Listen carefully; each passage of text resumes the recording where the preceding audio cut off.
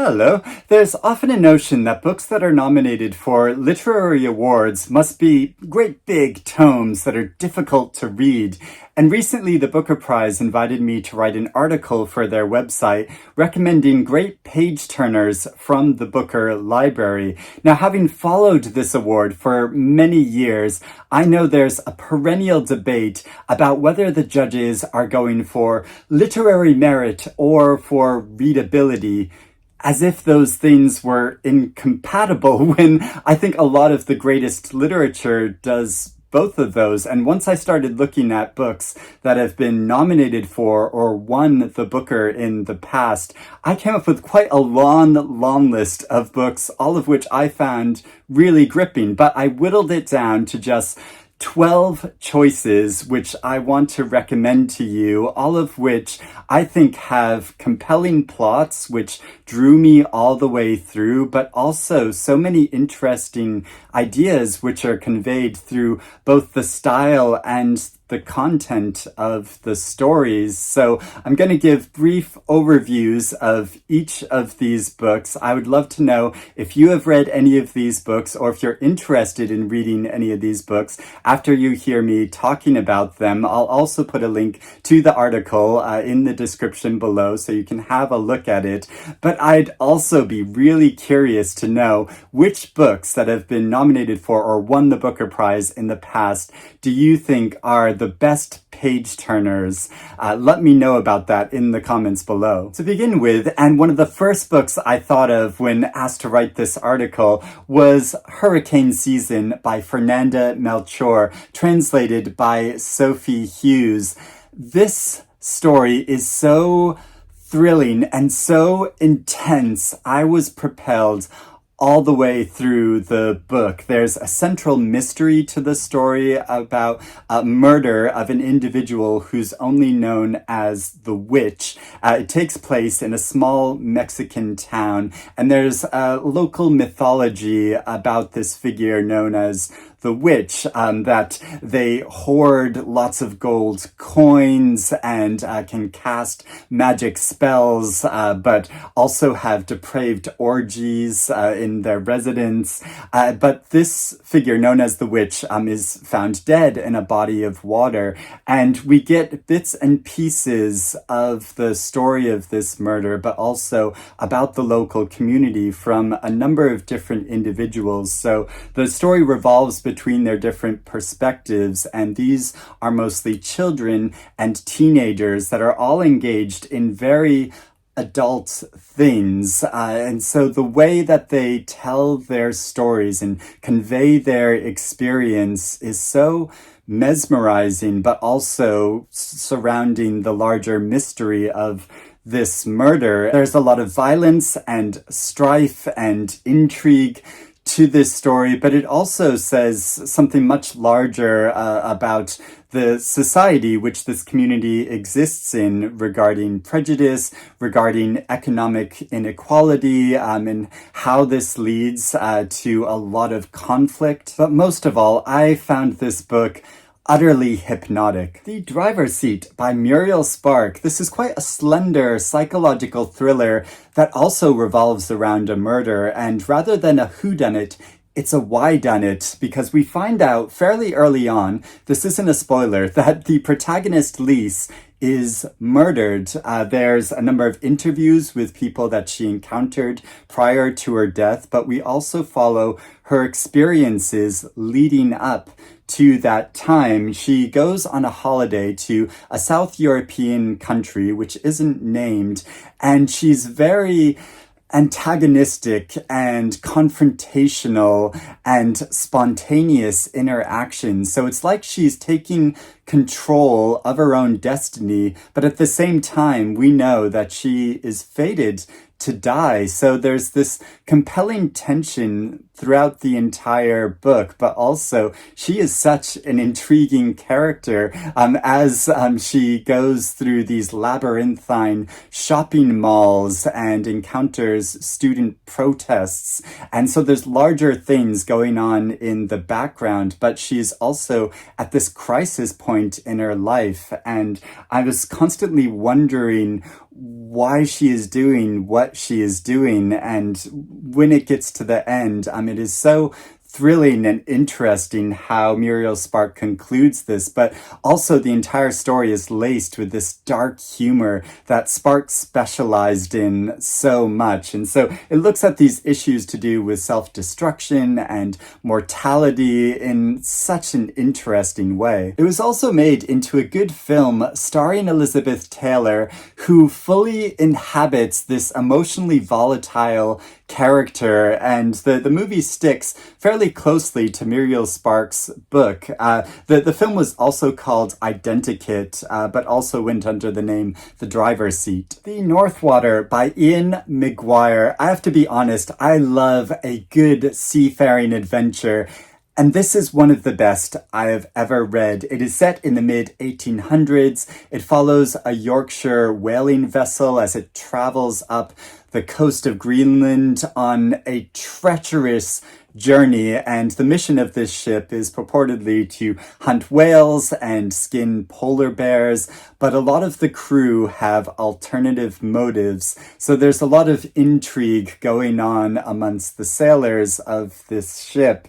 And it is so atmospheric how he creates this freezing environment that they're traveling through, but also it's a really visceral experience because you smell these sailors as they've been many days at seas, but also all of the tension on board the ship in this hyper-masculine environment and all of the small and larger conflicts that are going on within this sailing vessel. And though the cast is filled with very manly men, the author is great at showing distinctions between individuals who are sensitive and caring and those that are driven by selfish motives. It is such a gripping escapade that's filled with some of the most brutal acts imaginable, but shows this process of self-transformation and a struggle for survival. The Vegetarian by Han Can, translated by Deborah Smith.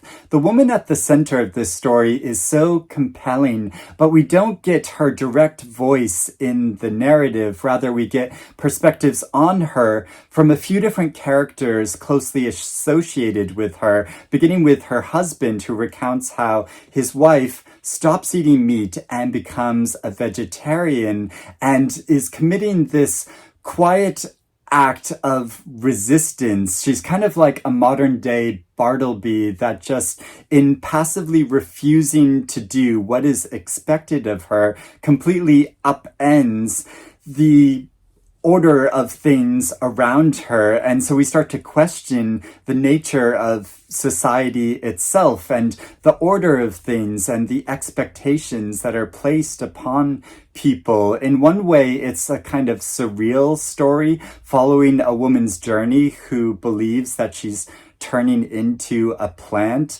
But at the same time, it's a very realistic tale about these expectations that are placed upon women and the order of families and the long-term effects of child abuse. So it's a powerful story about rebellion and taking control of one's own life, but it also has a real haunting and mysterious quality to it that makes it so compelling to read. Notes on a Scandal by Zoe Heller. This story is so mesmerizing for the way it traces the blurred line between love and passionate obsession. The scandal involves a female teacher named Sheba who engages in an affair with her male teenage pupil, but the narrative is told from the point of view of Sheba's colleague Barbara, and Barbara has certain designs upon Sheba and ideas about how she wants their relationship to develop, and she recounts this all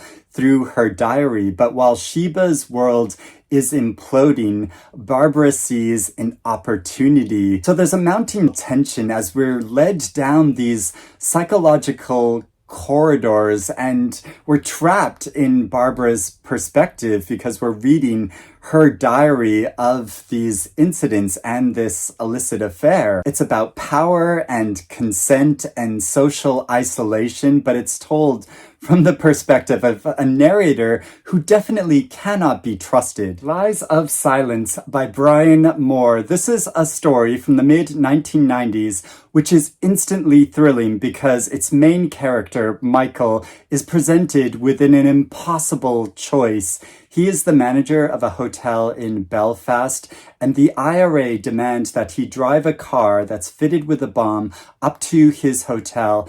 And if he doesn't do this, they will kill his wife. So there's the immediacy of this horrifying dilemma, but it's also really interesting how it gets into the story of his character, that he's someone that's not especially political. He started out life wanting to be a poet. He found himself in this job that he feels no special attachment to. He finally thinks he's found love, and then this happens. So it's about this case, but it's also about the issue of personal responsibility involved in conflicts that are so large that it feels like there is no correct option. Room by Emma Donoghue. It is notoriously difficult for authors to convincingly write from the point of view of a child, but this story is narrated by 5-year-old Jack, who lives in a single room with his mother, and he has never left this room. He feels like this room is the only reality that there is, and they do have a television, but he's been told that everything on that television is a fantasy. And also, the only other person that they see is a sinister man who visits them in the middle of the night, during which Jack is instructed to hide in their wardrobe. So I was wondering, what is going on here? What is happening? And there's this thrilling quality to the story, but it's also really beautiful how it shows the bond between a mother and a child during extreme circumstances, and how when the mother plans and plots for them to finally escape from this room and introduce Jack to the wider world, the consequences of that, and following the psychology of that. And it is so well portrayed that I utterly believed Jack as a character, especially because he is so confused and naive about the world as a whole. The Underground Railroad by Colson Whitehead. This is a novel whose central premise is so inventive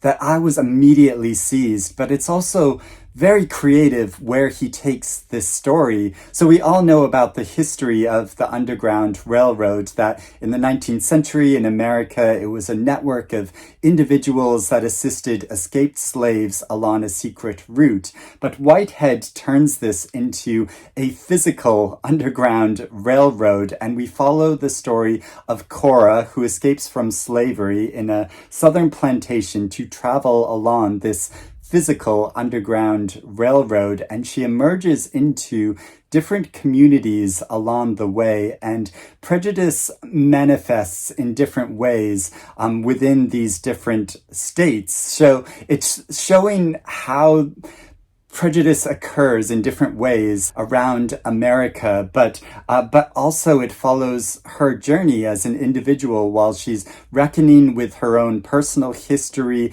and trying to form a future for herself. And I thought she was such a sympathetic and fascinating character, following her transformation along the way, that I just loved this novel. The Night Watch by Sarah Waters. This is a story which is so compelling because of the structure that Waters created for this book, in that it's a story that's told backwards. It portrays a group of mostly queer individuals beginning in the late 1940s, and many of them are living a kind of desolate life, that they are striving for love and to find a place within society. And I started to wonder, like, how did they get to this point? And then the story travels back to a number of years previous, and we follow them and their dilemmas and choices through that time. And then the story journeys back another few years to World War II and what was occurring during that point, and all of the drama of emergency services and air raids in London. And we see them at their beginning when they had a lot of hope and plans for the future, which of course were necessarily changed by the circumstances of war, but also the social constraints of the time. And it's so compelling how she creates this story. And in following their journey, I was increasingly gripped. And when I got to the end of this book, I immediately turned back to the beginning to then see how their journey inevitably ended up again. Also, Sarah Waters is just such a great writer that I'm always completely enthralled by her storytelling and her characters. Waterland by Graham Swift. This is an example of masterful storytelling, but also has so many plot points that completely gripped me. Lots of big subjects involving murder and family scandal and incest and kidnapping, but he draws you throughout the story through this narrator who's a history teacher who's about to be made redundant, and he starts relating his personal stories, but also the stories of the marshland which he grew up in to his students, and it grows increasingly confessional, and it's so interesting, the interaction between him and his students, and it builds to this larger story about the meaning of history itself and our relationship with the past and our interaction with the past and how it affects the present, and what storytelling itself does to our sense of time. It is so well constructed and increasingly thrilling as the story goes on. Washington Black by S.E. Edugyan. This must be one of the greatest adventure novels of all time. It follows a character named George Washington Black, who's nicknamed Wash, who's born into slavery in Barbados in the early 1800s. And he has a naturally scientific mind and artistic ability, and he's able to partially realize these abilities when the brother of the plantation owner, who's a scientist, comes and takes Wash on as an assistant, and he brings him around the world on a number of different expeditions. But this comes at a compromise, and the way it follows Wash's psychology over time is so emotional, but also the places that they go to, the things that they encounter. It's so atmospheric that I was completely enthralled by this story. There's a scene in particular that I remember so strongly and stands out to me more than almost any other novel I've read in recent years, that I think it's incredible. And finally, there is The Beasting by Paul Murray. I know some people have been slightly hesitant to start reading this book because it runs to many hundreds of pages, but honestly, do not be intimidated, because nearly every chapter ends with a big cliffhanger that made me want to keep reading, and this only increased as the story went on. The more I found out about it, the more I needed to know. And the way it presents the story of this family in rural Ireland, showing their different perspectives, each of them equally convincing, but also offering a very different version of events, and each individual has secrets that they're keeping, which leads to this larger crisis occurring within their own lives, but with also within the family unit. It is so fascinating, and also says like so much more about inequalities in our society, but also the meaning of and place of family within a community. And so it speaks about these larger issues to do with the environment and the economy, but also it's such a personal story about these different individuals' lives and their connection to each other, and it grows increasingly thrilling to the point that when it gets to the end, you will want to speak to another reader about it. And I always think that is such a great sign of a book. If you want to share the experience with another reader and discuss it and discuss what happened. So those are the page turners that I chose from the Booker Prize Library History. Let me know if you agree with them, if you disagree with them, if there are other books that have been nominated for or won the Booker Prize in the past that you found such gripping page turners. Let me know about that in the comments below. Let me know if you've read any of these books or if you're interested in reading any of them now. I hope you're doing well and reading good things. I'll speak to you again soon. Bye-bye.